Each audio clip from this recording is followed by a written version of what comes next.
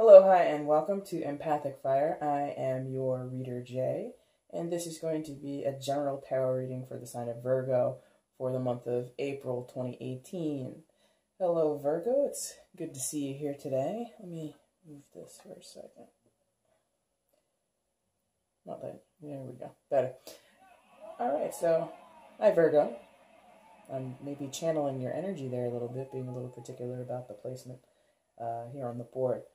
Anyway, thank you so much for stopping by my channel. As you can tell, I am new here to tarot readings on YouTube, so a big thank you for clicking on the video. I hope that you find a message here that resonates with you. If not, do check me out in the future. So what's going to happen is I've already meditated off camera, but I'm going to get into your energy a little bit more. I'm going to shuffle the cards, I'll lay your spread, and then I'll go ahead and proceed with your reading. So sit with me for a minute, and we'll get right into it afterwards.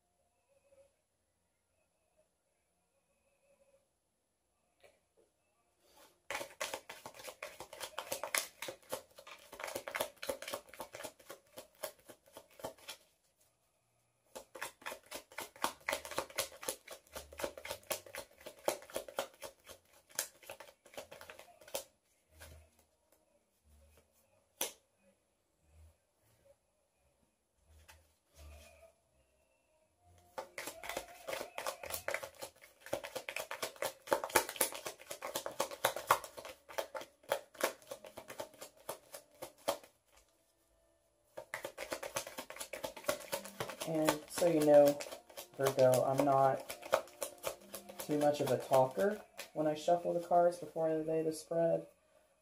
So if you're not interested in watching tarot readers shuffle your cards and lay the spread and any of that, feel free to check the description box below, and there you'll find a timestamp for when I actually begin the reading after the cards are all set on the board and I'm getting into the business.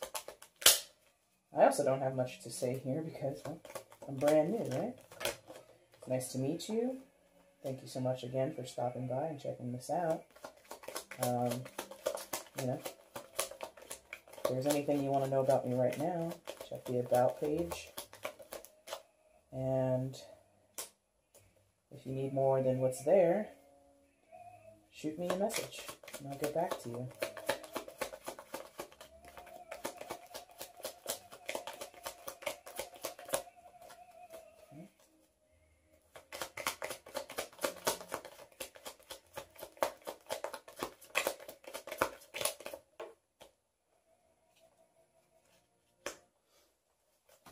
Alright, and we need an outcome card for Virgo for April 2018. Outcome card is, oh, there we go.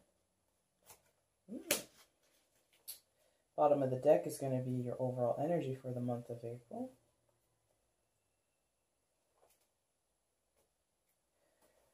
Alright, and then I'll go ahead and flip over your last remaining cards in the spread. I'll take an additional moment or two to get into what I'm feeling out of your spread, out of the cards here. And then I'll let you know what messages I have for you. Just get this situated right.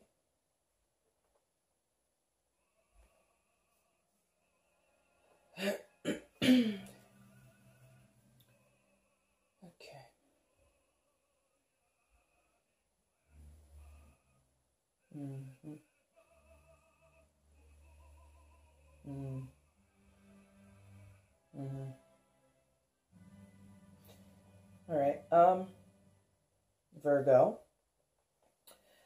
It looks like you might have some choices on your hands. You might have some options on your hands. You might have opportunities coming your way. You might have a lot of things. Like, in general, this is a spread about possibilities, you know, and possibilities and choices. And, you know, how are you going to deal with all of that, I guess, is the true question. But where you're starting in the whole thing is here, as the Nine of Wands. Nine of Wands is a card about wounded warrior. You know, this guy here in the card, he's a little beat up, he's a little bruised, he's a little battered, and he's got these wands around him that are defending him, but it's not much of a defense, you know what I mean? It's like you've been in a fight, not a literal fight, but you've been entrenched in something that makes you feel like you're fighting, makes you feel like you've been, you know, giving it your best, giving it your all, and taking you to the brink of exhaustion. Like, this guy is very tired. But the thing about him is that he will continue to fight. He would love, love, love to just be done with fighting, be done with having to battle on and having to keep pushing. He would love to stop.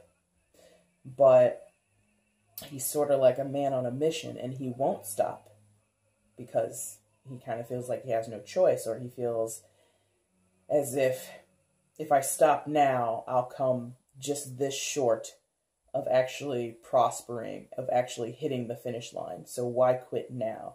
If I keep pushing on, I'll get the result that I'm after. I'll get the reward that I'm due, whatever it is. So you're in a position coming into April of being almost over it. Like, you are almost done with something, or at least you want to be done with something soon. You want it to be done soon. You want it to be over with. But you feel, again, if you quit, you'll be quitting too soon. Like, not all the options will have been exhausted. Not all of your avenues will have been explored. You would feel as if you're sort of, again, like you're cutting it too short. You gave it a good try, but you didn't give it your all. And so there's always this sort of not irony, but like there's just this interesting paradox with the Nine of Wands. It's like you fought really hard, you have put in a lot of effort. Everybody can tell that. You can tell it because you're physically exhausted, you're mentally exhausted, you're emotionally tired. Everything about you is just worn out. And the paradox of that is you're like almost to your breaking point, but then you don't stop anyway. You keep going. Perhaps you do go past a breaking point, potentially there. So that's where you're starting.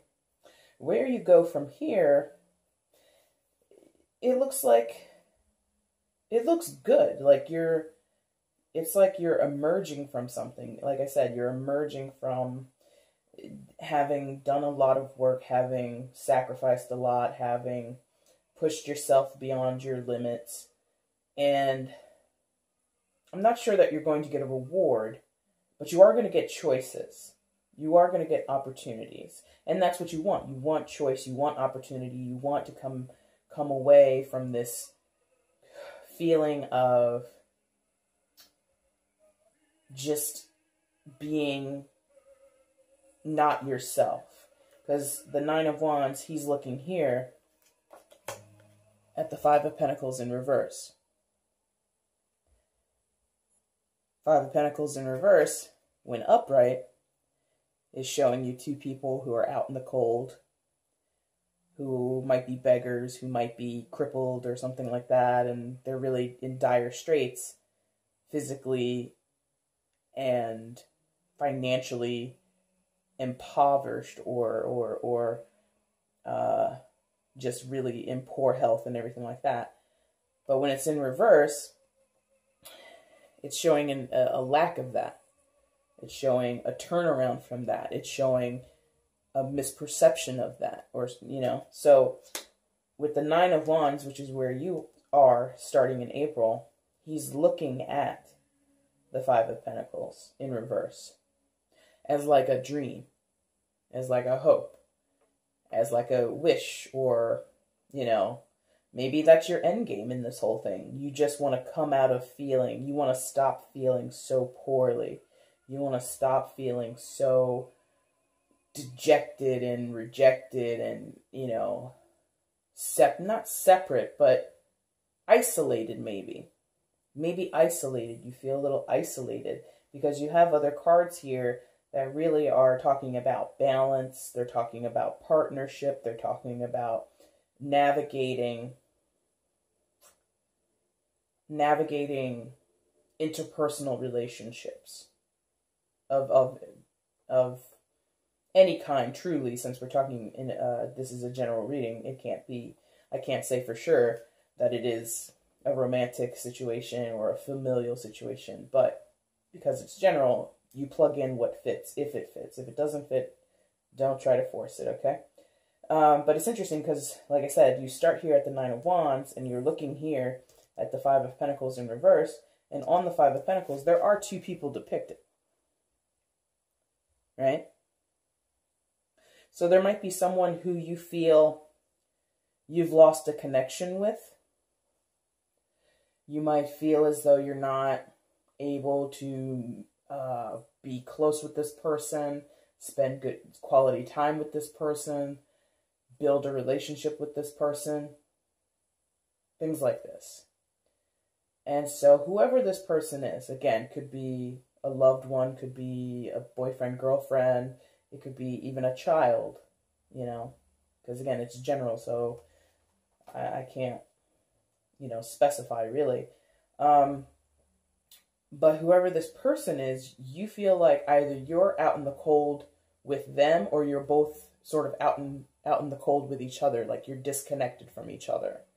So either you yourself are disconnected from them and they're off doing their own thing, or they're off connecting with other people, living a good life, or at least living a normal life, quote unquote normal life, you know what I mean? And that's what you want. You want to stop feeling this way.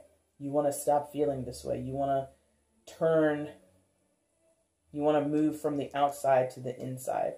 Because the two people in the Five of Cups, or excuse me, the Five of Pentacles in reverse, they're outside of a church. They're outside of a sanctuary. They're right next door to something that would give them reprieve, you know, revitalize them, make them warm again, give them shelter.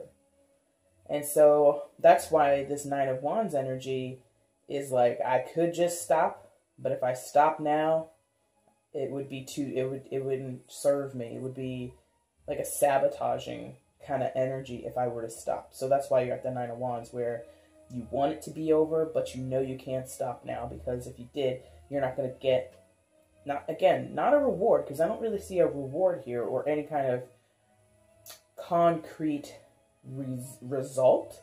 I see the potential to have a result.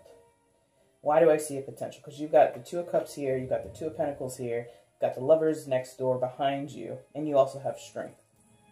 All of those cards, in some form or fashion, talk about choice, talk about making a connection with someone else, or having the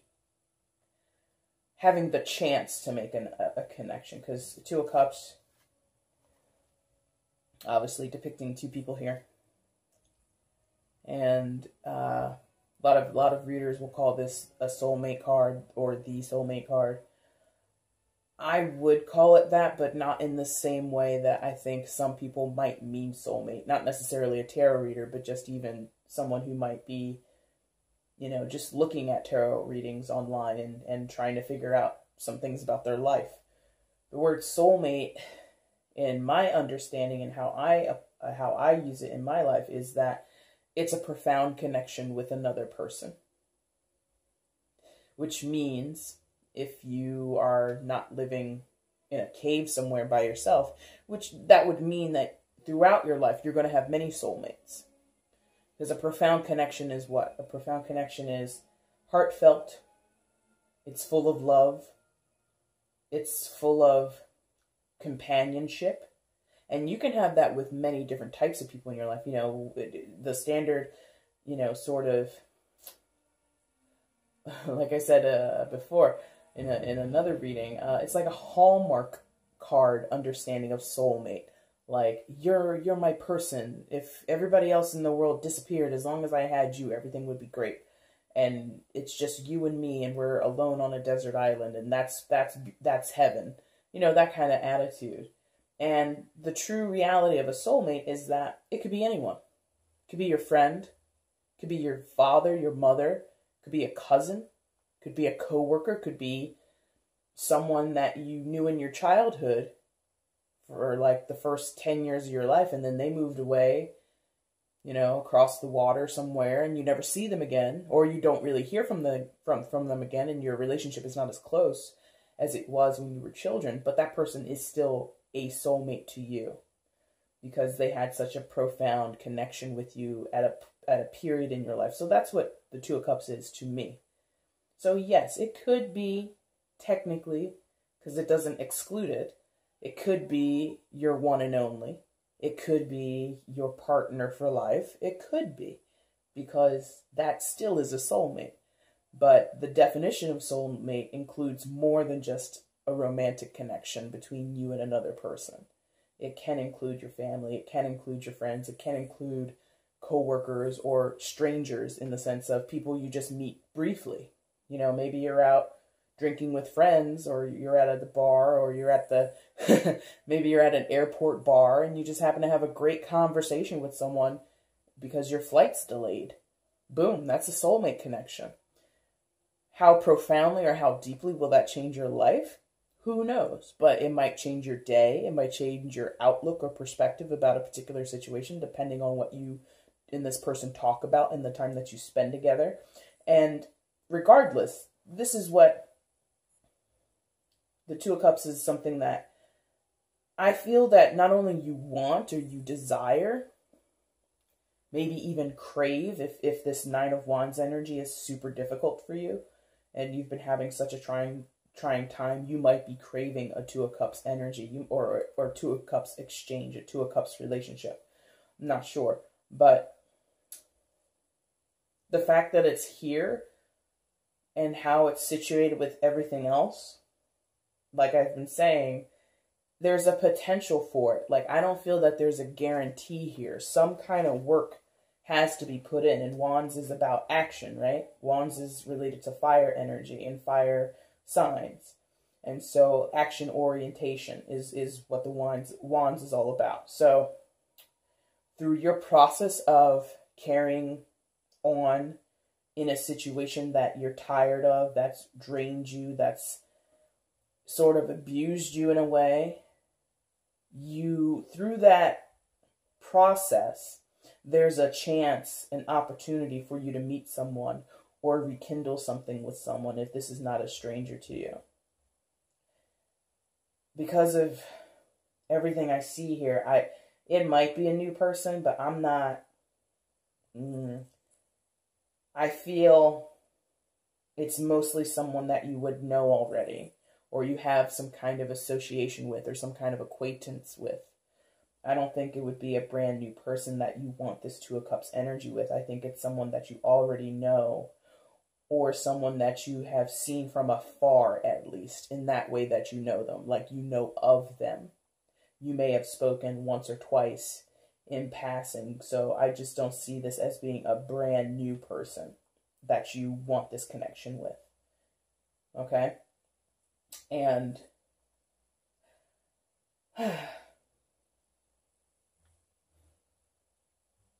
it's going to take guts and cleverness. It's going to take guts and shrewdness to make this connection. Why do I say that?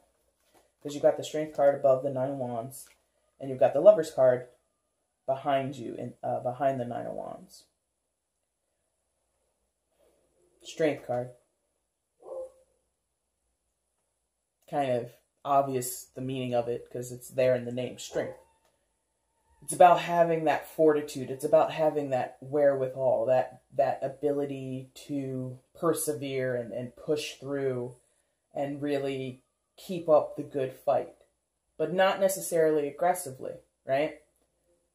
Because in the standard, or excuse me, not even standard, classic Rider-Waite deck, this woman is taming a beast. That's a lion. Lions are not to be petted on the head like that willy-nilly. Like, nobody just walks up to a lion. Most people, at least, don't walk up to a lion and just pet it like, oh, hey, kitty, kitty, kitty. That's not how that works. There's a balance. There's a tempering of behavior and approach and being soft yet firm, because this wild beast could tear you apart at any moment, and you don't want the beast to perceive you as weak so that it just takes you on as a plaything and starts batting you around like you were made of catnip or something. And you also don't want the lion to believe that you're so strong and fierce that you are an enemy to them, that you are needing to be fought and defeated because you are threatening its own existence or its own position in its environment. You have to strike that balance. You have to walk that thin, you have to walk that line, okay? And I say shrewdness because the Lovers is about choice, right? It's about going this way or that way, one or the other. Play it hard, play it soft. Play it cool, play it calculated. Or whatever. It's that whole thing of going between two binaries, so to speak, and deciding which one is going to work in the situation that you find yourself in. And I say binaries to indicate pluralism, or it's not pluralism, but multitudes, like more than one. Like, this isn't just an option of left or right. It's like left, right. And then you go into the next option, which is door A, door B, the next option. Do you want to go up the stairs, or do you want to go down the stairs? Like, it's a continuous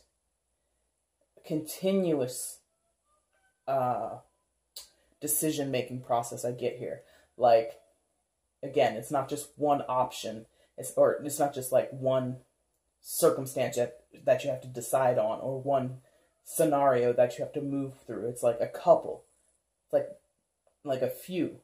Like, okay, if we're talking about meeting someone, negotiating,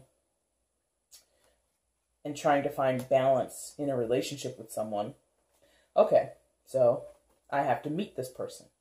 We need to sit down and have a discussion. Do I want to do that over a meal, like at a dinner? Or do I want to keep it casual and have this discussion over coffee? Okay. If I go with the meal, what kind of meal do I want to have? If I go fancy, maybe it looks like a date. Or maybe it looks like I'm trying to buy my way into something if I offer to go to this restaurant. Maybe then if I go to the restaurant, maybe it will also look like I'm trying to, like, put pressure on this person. This is what I'm getting here. It's like, put pressure on this person to spend more money on me, or spend more money in the restaurant. So, and then you might go back to, okay, let's make it a coffee date. Let's make it a conversation over coffee. Do we want to go to Starbucks? Everybody knows Starbucks. Everybody has some experience with the menu, but is that too basic? Is that too predictable? Okay, so then maybe it should be like an independent coffee house. Like, oh, there's a shop in town. They get their own coffee. They source their own coffee. It's legit, fair trade. It's all hipstery and everything like that. But if we do that choice, would that make me seem too pretentious? So it's like a matter of, like, making a choice, and then there's like a subset of potential perceptions that are making you a little not uneasy, but it's making you really, really flesh this decision out. Flesh your next move out. Flesh this decision to connect with this person. And that requires a lot of strength, right? Because you don't want to be perceived as a certain way. You don't want to be perceived, like I said, as too soft, as if when you meet this person, oh, they took me to Starbucks, or they wanted us to have this chat over a chai latte at this trendy little bistro that I've never been to in life. This person is, for some reason, in your mind, that might make you seem like a soft touch to the other person. So, again, a lot of this is obviously, I hope you've been following me here, this is all going on in your head. You haven't actually made any choice yet. You haven't done it. As far as I can tell right now, in April, you're gearing up to make this choice. You're gearing up to make these choices, I should say, these choices. You're gearing up before you get on the road and navigate down the path, okay? And because strength is above you and Two of Cups is diagonal to you, I feel like those are definitely on your mind. Like, this potential relationship is on your mind. And because he's facing this way to my left, it's at the forefront of his mind because, again, he's facing towards the left. So I would take that as it's in the forefront of your mind, this relationship, or the potential to make this connection with someone. It kind of doesn't bug you, doesn't bother you per se, but it's regularly something you ponder. And then straight above you, you've got strength, and you're trying to find your resolve. You're trying to find a way to do it and do it right. Do it not fairly, but you don't want to make an ass out of yourself. Like the strength card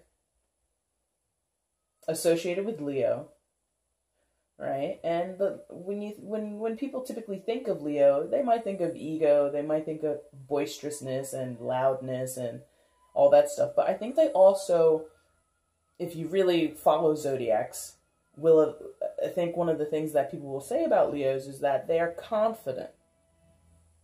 Sure, they can be cocky, sure they can be egotistical or egomaniacs and all that stuff, but the basis for most of their for the basis of their character is confidence. And I think that's what you're trying to do. You're trying to find your confidence. You're trying to find your cojones, your bravery, your heart and your not, oh God.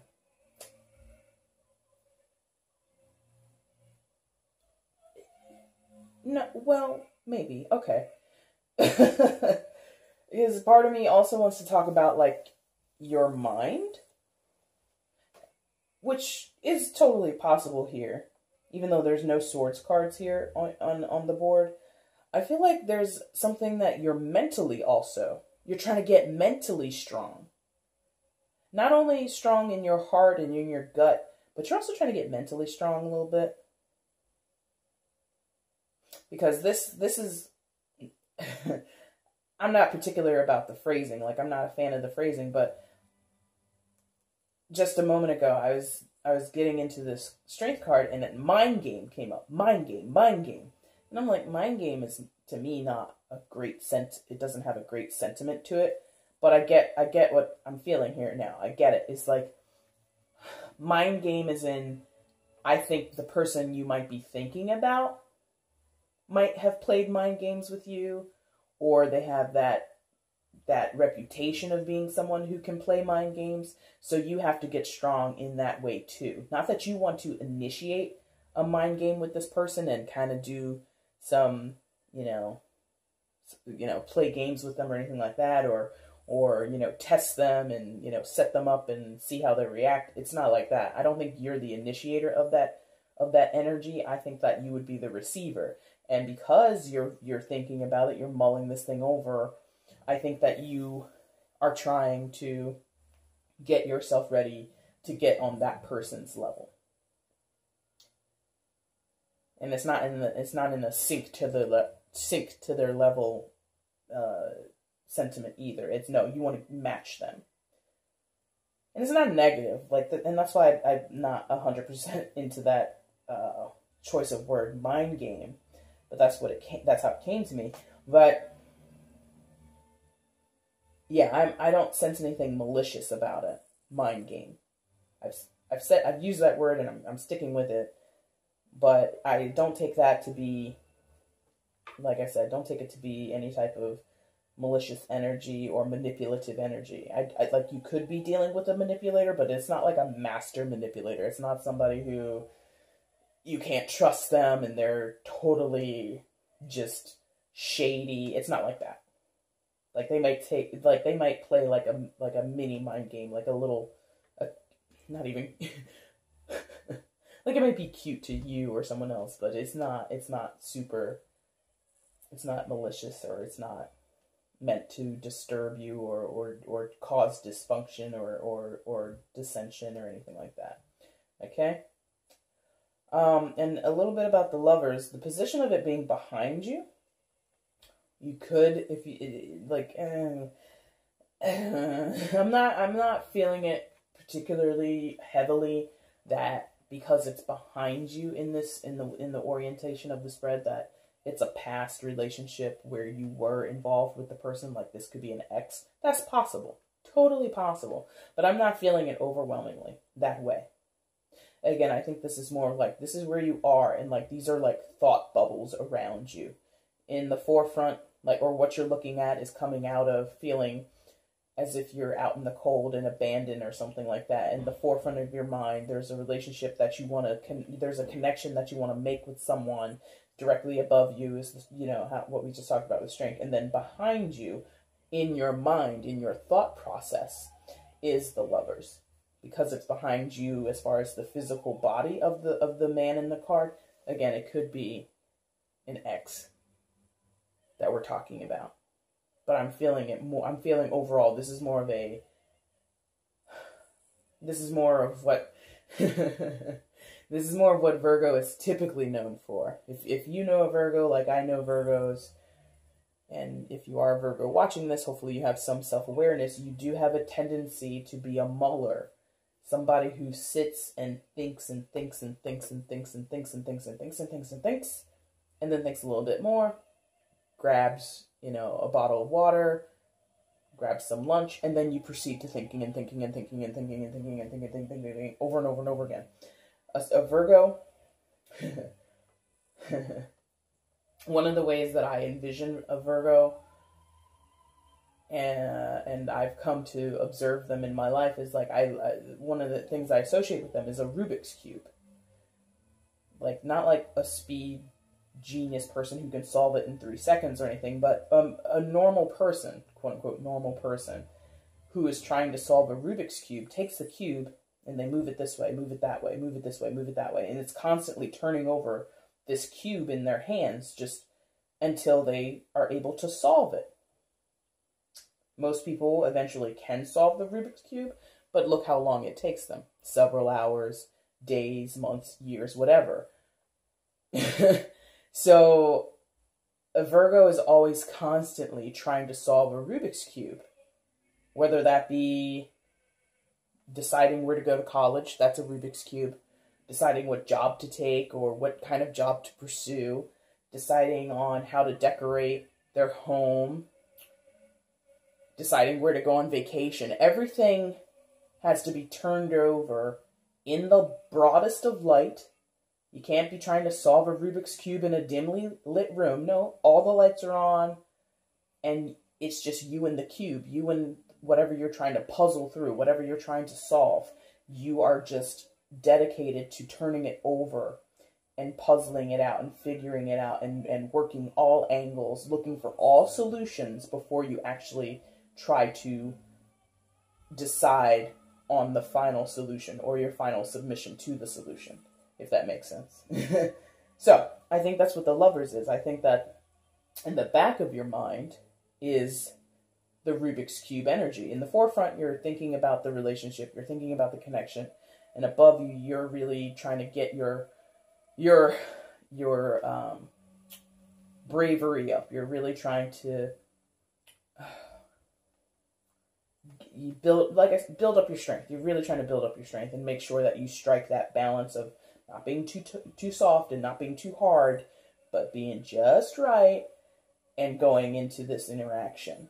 And in the back of your mind is, okay, you're trying to figure out what's the best way to approach it. If they say this, then I have to say that. If they do this, then I have to do that. Like you're doing action reaction. You're doing counter actions. Like you're really you're sort of shadow boxing in a way, or you're sort of running lines from a play by yourself, where you say the lines of every character, and you change your voice when you're the villain, you change your voice when you're the hero, you change your voice when you're the child. You know, you're trying to see all angles of this thing. That to me is the Lovers. Also the card of Gemini, so if you wanna go with it that way, you've got a Leo potentially in your midst, and you've got a Gemini in your midst. Two Pentacles cards. So you might also have an Earth sign in your midst, a Taurus, Virgo, Capricorn, and the rest are Cups. So that's water energy. So that would be Cancer, Scorpio, Pisces. And in my general reads, I don't go by that. I don't really go by any of that. If I were to go with anything, it would be the major arcanas that appear, or the overwhelming amount of cups on the board. And it doesn't have to be anybody in those signs. Like, that doesn't have to be their sun sign. That could just be aspects of them, qualities that they're displaying right now. You might have someone who is really, you know, a Sagittarius, but they're acting like a Leo. Or, better example, you might have someone who's a Pisces because of the cups, but they're acting like a Leo, or you're perceiving them like a Leo. Does that make sense? That's the most that I would say for a general reading. Anyway, and also floating above you in your thought bubbles, you've got this Two of Pentacles, and that again is about choice. Like Two of Cups is also about choice. Any of the twos in the tarot is about choice, making decisions or not making them. And the Pentacles is, as you can see, the way he's holding his Two Pentacles, it's like a seesaw, right? And it goes up and down. You know, the weight is shifted over and over and over again, because what's connecting them? An infinity sign. So there's a sense of being topsy-turvy over this. Is that swinging, like you're seesawing? Yeah, I said that, seesawing. You're seesawing on this. You're seesawing on how to talk to them, when to talk to them, if I should I not? What would be the best place to talk to them? Should I bring this person with me? Should I do this? Should I do that? It's like this teeter-tottering. There it is, teeter-tottering of your position. I don't think this is about your mind. Because it's like, even if this was the Two of Swords, that would speak to your mind. But this is about Pentacles. But I still feel this is about your mind. You're teeter-tottering in your mind of what position to take. Because Pentacles to me is like a stability energy. It's like, it's sort of like like the way I see it now, it's like chips in a casino. You got your stack of chips, and are you going to put it on red or black on the roulette table? Red or black? Teeter-tottering. Red or black, red or black, red or black. And as the wheel goes around with the little ball, the little white ball, to land in either a red or black number, part of you is like, I put it on black, but I want to put it on red now. But of course, that's not the rules of the casino. Once you place your bet, that's what you've done. And you are a little anxious to place your bet. You're a little anxious and reluctant to place your chips, your pentacles, here or there, on red or on black. And because it's pentacles, it could be about money. This could be a business partnership. This could be a business partnership. Could be with someone that you have a strong bond with, that you feel deeply connected with emotionally. You know? Could be a business that you have with someone that you're married to. Business that you have with someone that's a member of your family. One of your kids. Something like that. And you have to decide how much of your money you're willing to risk in this business. Maybe someone's come to you and asked you to be an investor. And, you know, I'm not, I don't work, you know, for Merrill Lynch or anything like that, but finances for many people in the business world have been good, but for many people it's been a little risky, I believe, over the past, you know, couple of years, where there have been losses for certain people in their investments, or they've broken even and, you know, they made it out by the skin of their teeth, but they're still in the investment game. They're still, you know, trying to build up their portfolios and all that kind of stuff. So maybe that's what's going on here. And this would definitely talk about wanting to come out of poverty, wanting to come out of risky financial behavior or risky financial results or standings, right? You want to not feel poor, like financially poor, or poor in your physical surroundings, in your home. Maybe there's been a foreclosure, or you're at the brink of foreclosure, brink of bankruptcy, whatever it is. And maybe someone's asking you, hey, let's go in on this business together. Let's start an empire together. And that's going to take you getting strong. That's going to take you doing your Rubik's Cube and feeling out all of the options. And then it's also going to take you deciding when and where to place your bets. You know, do I put up the full amount that my partner has asked of me in the financial arrangement portion of the business, or do I put up 80%, save the 20% just in case this whole thing bottoms out and I don't have a leg to stand on? Like, you're trying to make sure you don't end up in the poorhouse. If this is a business thing, you don't want to end up in the poorhouse. Like, you feel like you're almost there, and maybe you really are almost in the poorhouse. Maybe you really are almost, you know, up to your eyeballs in debt, drowning in debt. And this is a potential to get out. And it gives you some anxiety. It gives you some, yeah, it gives you a little bit of anxiety, for sure. For sure.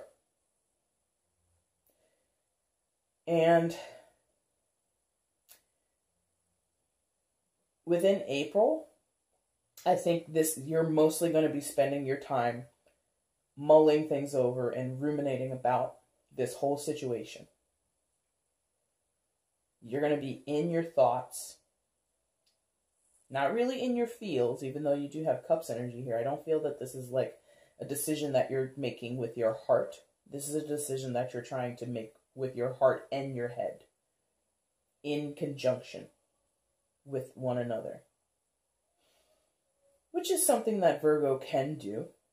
Probably is one of the better signs for doing it, because Virgo does have a nice air of compassion about them.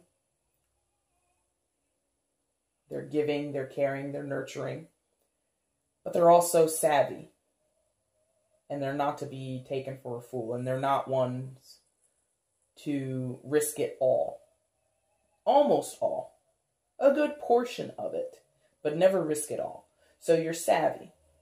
Like I said, you're shrewd when you make these types of decisions. It's just the getting to the decision, getting to the final, all right, red or black. Here are my chips. Here, put them on red. You turn away from the wheel and you wait for the ball to land on red.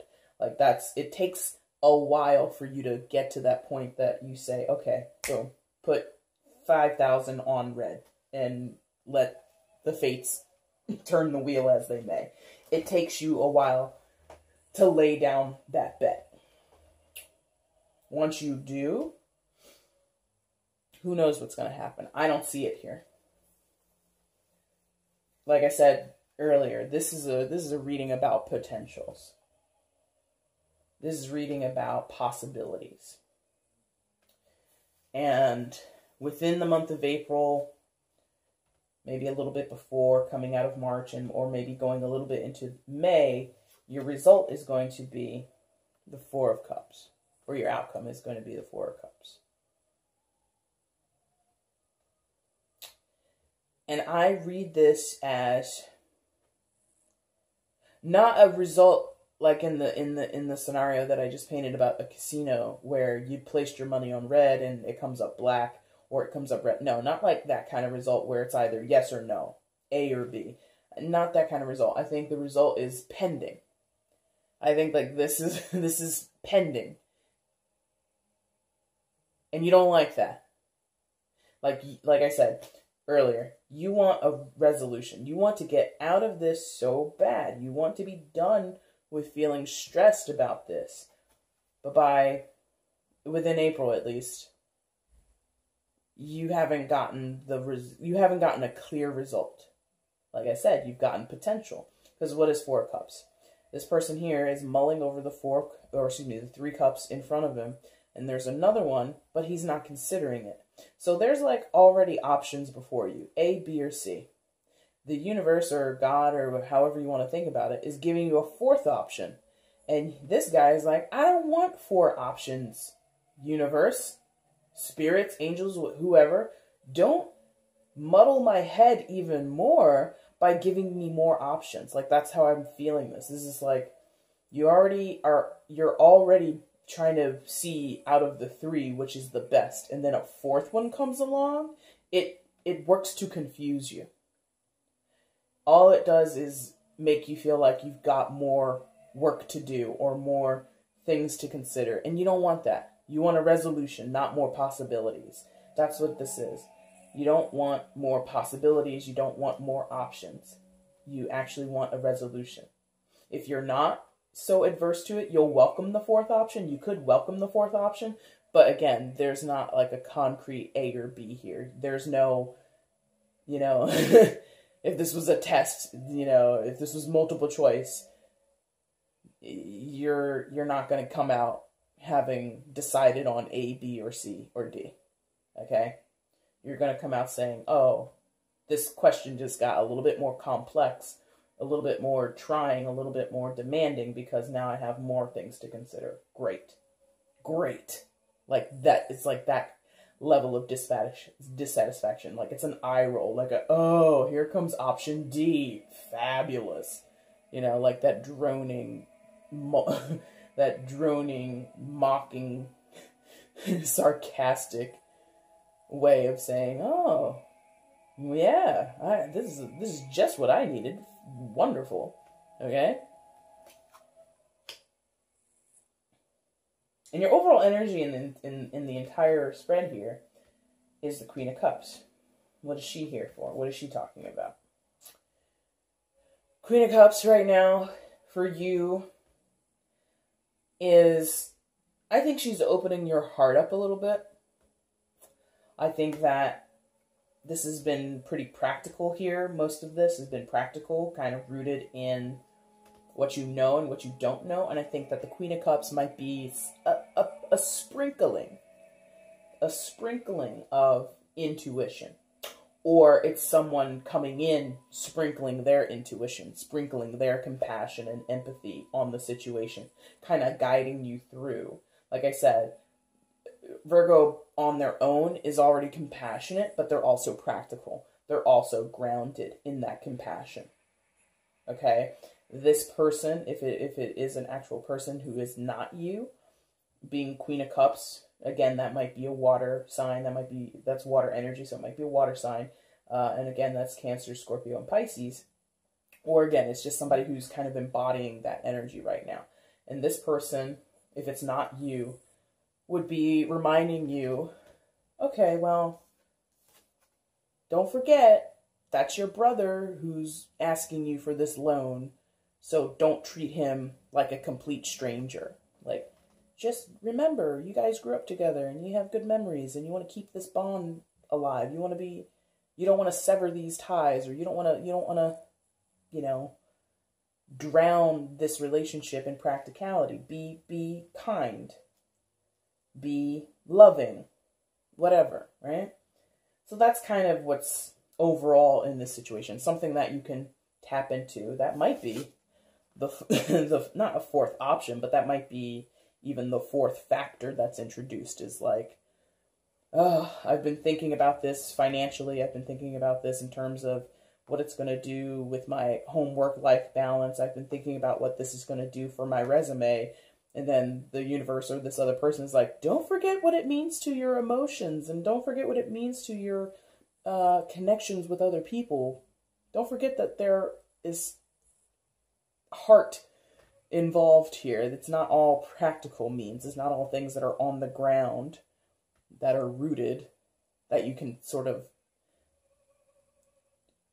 reach out and touch, like tangible things. Like, there's more to this than just the tangibility of it. There's also this ethereal cup that you have to consider.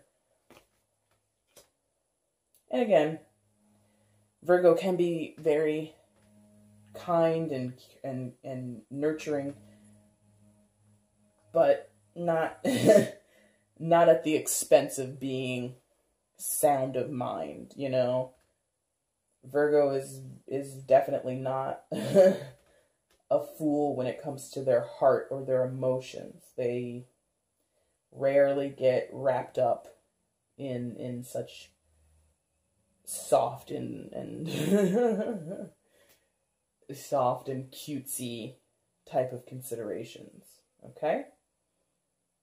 So it looks like for you, Virgo, April is going to potentially perpetuate what you're already experiencing. But I think you're getting closer and closer to the solution that you want, even though with your outcome, it doesn't seem to be coming within April or a little bit into May. Come back in a month and I'll let you know what's going on if we're talking about the same story by then, but whatever. But in general, I do feel progression because you are being cognizant of your issues. You're cognizant of this particular situation that's been weighing you down and making you feel tired and exhausted. Like, you're already a pretty tenacious sign.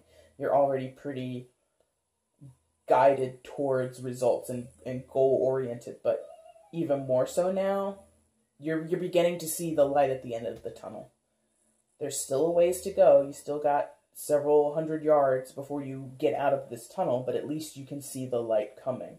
The light is slowly filtering into this dark cave that you've been in. And that's great. That is wonderful. Who doesn't want to get out of a dark cave? Who is not interested in that?